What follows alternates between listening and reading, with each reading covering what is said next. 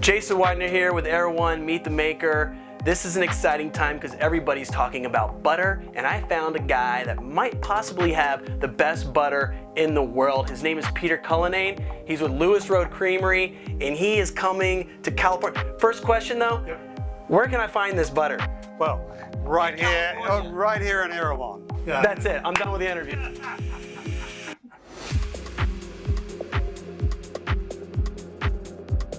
I have so many questions for you, and I'm super excited about this, especially since we're the only ones that carry it in California. That's extremely special. You had a vision to make the best butter in the world. Tell me why. So I'm a New Zealander. We're the biggest dairy exporters in the world, and I actually believe that we should also be making the best butter in the world.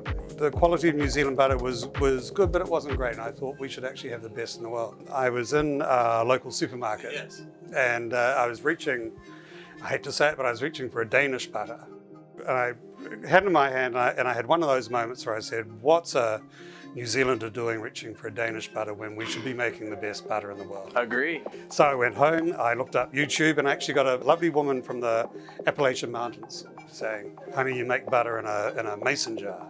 This started off in a mason jar. In a mason jar. So I did that, and I made butter, and I realized that actually it's not that hard to make butter. It's really hard to make good butter, and making butter is really messy. I love how people that have these dreams, because it probably just didn't start, you know, just all of a sudden. I'm sure your grandfather or your mother or somebody, there's this root that you have. Take me back to that root. How did it become part of your DNA? Well, in New Zealand, we're a very agricultural country, and so pretty well everyone's got farming in their blood.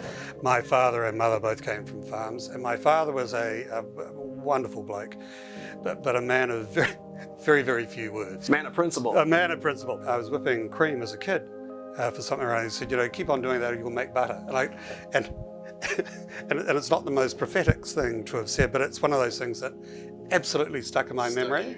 I often think of Dad, you know, when I think of butter. Making that butter. And that's sort of where it started from. And he made the butter the same way? He made that, well, they made the butter in the... Can you show me how? Yeah, well, I will. The thing about butter is it's all down to the quality of the cream. This is one of your local creams from Sonoma. It's brilliant, but not a New Zealand brilliant. The big thing about New Zealand is we've got a very moderate climate, and we have grass every day of the year. And so the difference really is extraordinary. So whereas most countries, Europe, the States, a lot of the dairy is grain-fed.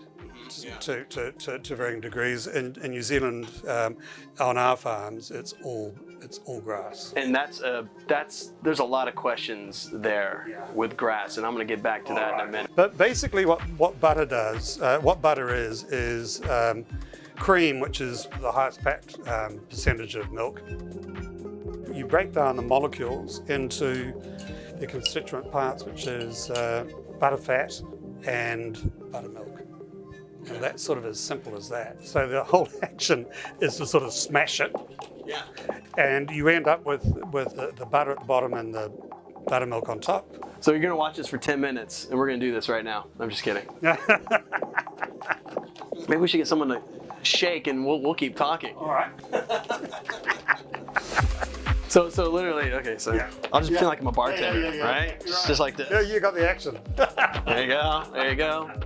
We won't call it cocktails and dream. We'll call it creamery and dreams. Creamery and dreams. There you go. You know, it's just like whipping cream. Nothing happens, and all of a sudden, everything happens.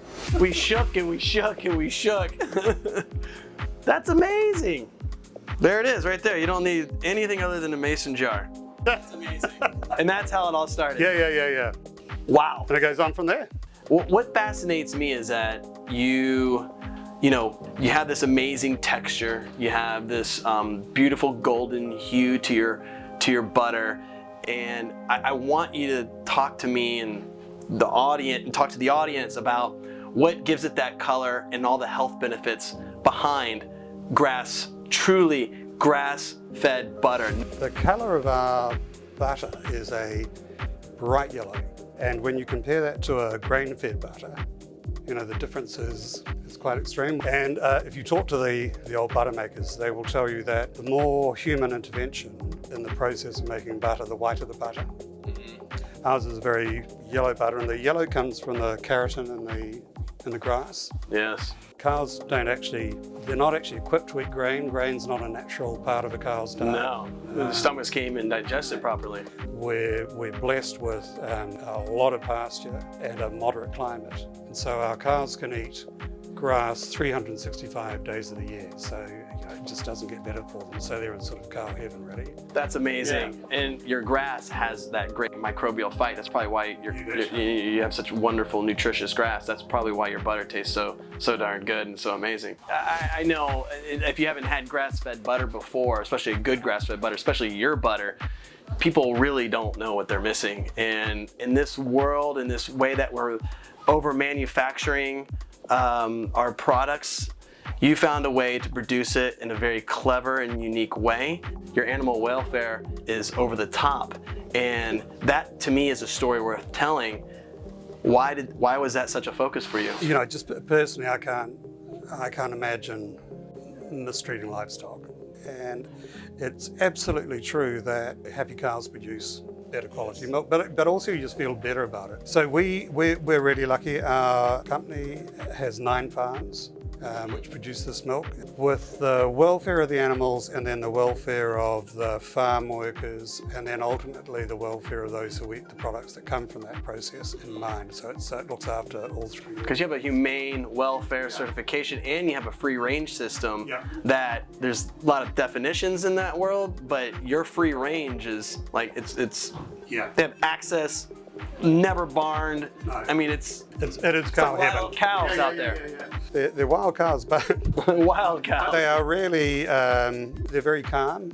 Yeah. So you can walk in the herd and you can pat the cows and things. They're just happy animals, you know, and you feel really good about it.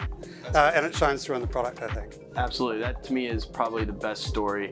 That's the story I would always tell, because it's, you know, I mean, the taste and the flavor is great. Don't let taste master you. Let it be from, you know, the quality and the care that you're taking, and that's what you guys are doing, and that's very admirable. It just makes every day really enjoyable, and I think that for me is a big piece of what Lewis Road Creamery is about. We have a lot of fun doing what we really love doing, so it you know, it sort of shines through, I hope. That it does. Good. Thank you. Good. We saw that, you know, you started off churning with a mason jar, which is amazing. Get back to your roots. Here it is. Get back to your roots. And now, what is your philosophy on making your butter? How do you produce it now?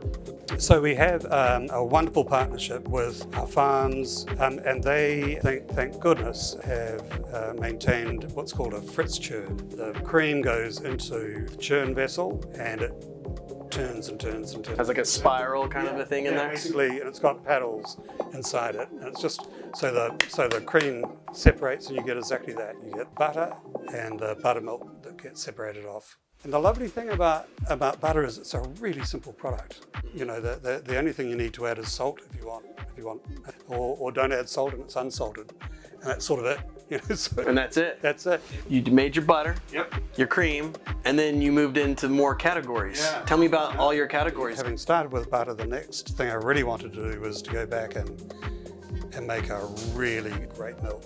We produce all sorts of fascinating products like a chocolate cream liqueur, and we're producing a great range of ice creams. We'll be getting the ice cream here? We'll be getting the ice cream here, and so in California, Erewhon. Yeah. And that will be a range of super premium ice creams. So that's amazing. That's amazing. I always tell people just naturally fall into the places that they need to fall into. They find their light, and you guys are a perfect fit for Erewhon. I'm so appreciative of that opportunity. Well, we appreciate your butter and the type of vendors that make up Erewhon. You're the top of the list, and so we just appreciate you because you are unique. You have a vision. So do we. Thank you for the partnership. Brilliant. Thank you very much. Absolutely. Thank you so much. Very good. Thank you. Thank you.